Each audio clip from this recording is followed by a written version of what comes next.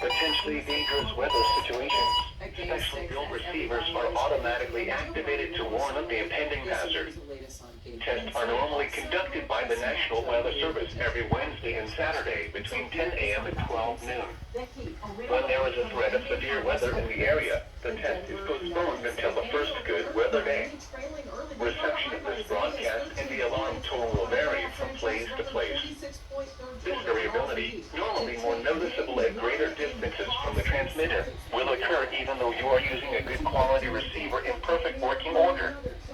The warning alarm will be activated for severe thunderstorm, tornado, and flash flood watches, and for severe weather warnings affecting the following counties in the KIH 54 listening area: Bibb, Blood, Chilton, Coosa, Jefferson, St. Clair, Shelby, Tuscaloosa, and Walker.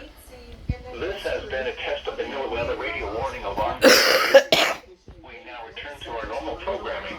A huge second half to avoid the sweep. The 17